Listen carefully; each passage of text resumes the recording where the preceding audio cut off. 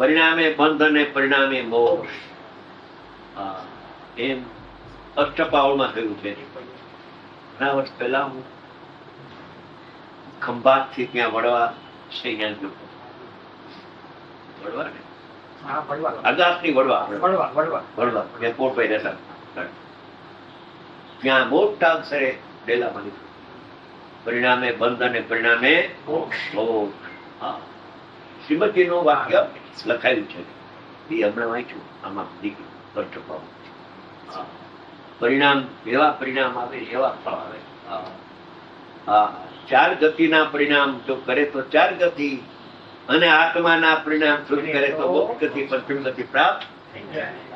પરિણામનું ફળ આવે ને આવે, પણ એ પરિણામ સુધારવાની રીત, પરિણામના લક્ષ્ય પરિણામ સુધરતા નથી. એને સુધારવાની લક્ષ્ય હું તો જાણનાર, આ પરિણામનો કરનાર પણ એમાં પરિણામ સુધાર્યા વિના સુધરી જાય, કરતા બુદ્ધિ આવે ને પરિણામ સુધરી જાય.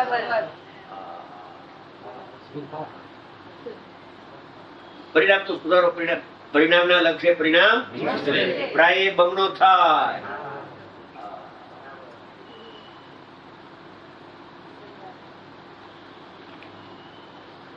આત્માની અનુભૂતિ, તેનું નામ આત્મખ્યાતિ, તેની પ્રાપ્તિ હોય છે. શુદ્ધ નહીંથી નવ તત્વને છે ટાઈમ, શુદ્ધ નહીંથી નવ તત્વને જાણવાથી, શુદ્ધ નહીંથી નવ તત્વને જાણવા એટલે પર્યાયને તું નિરપેક્ષ જાણ. મારાથી થાય છે એ સલ્લે કાઢી નાખ. પરિણામ મારા ભેળા વિના ભેળા, અને પરિણામ મારા જાણ્યા વિના જણાયા કરે છે. અને અંતરમાં જતા પરિણામી જાણ્યા વિના જણાયા કરે છે. બહારમાં પરિણામ જાણ્યા વિના જણાયા કરે, અને અંદરમાં જાય તો પરિણામી ઉપર લક્ષ નથી, જ્ઞેય ઉપર લક્ષ નથી. પરિણામી જ્ઞેય છે, અપરિણામી ધ્યેય છે. ધ્યેયના લક્ષ્ય પરિણામીનું જ્ઞાન, પરિણામીના લક્ષ વગર સેજે થઈ જાય છે. એવી સત્તા જ્ઞાનમાં દર્પણમાં જેવું હોય છે.